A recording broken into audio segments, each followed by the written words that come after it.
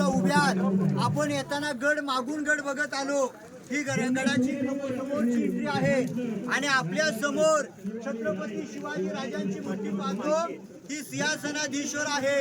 या मूर्तीची स्थापना इथं 1974 मध्ये करण्यात आलेली आहे आणि शिल्पकार आहेत मुंबईचे गणेश पाटकर सहस्त्रबुद्धे दोघांनी घडवलेले आहे आणि अंगावर छत्र 2 जून 2012 मध्ये बसवलेलं आहे. सांगलीचे एक ग्रुप आहे शिवप्रतिष्ठान भिडे गुरुजी आणि साताऱ्यातले उदयनराजे भोसले महाराजांचे वारसदार यांच्या हस्ते 2012 मध्ये छत्र बसवलंय.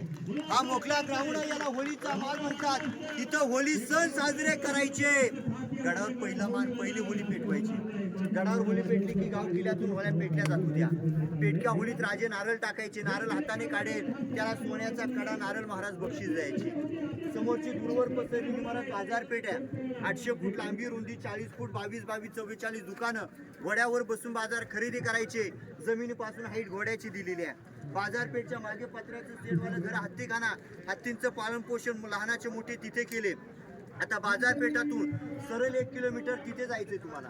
मी माहिती देणार आहे, फक्त जाऊन दर्शन घेऊन यायचंय. अर्धा पाऊण तास लागेल दर्शन घेऊन इथे यायला.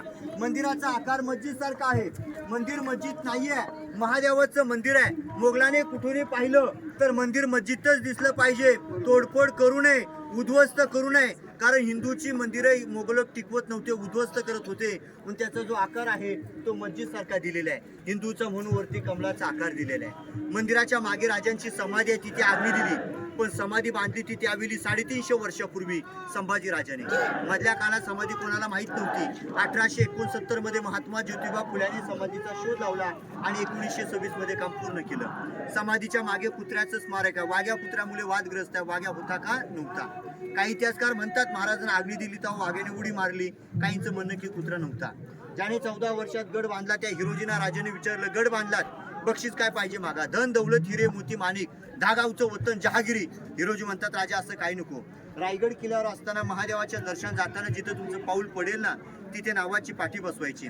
नावाची पाठी लिहिले सेवेचे थाई तत्पर हिरोजी इंदुळकर.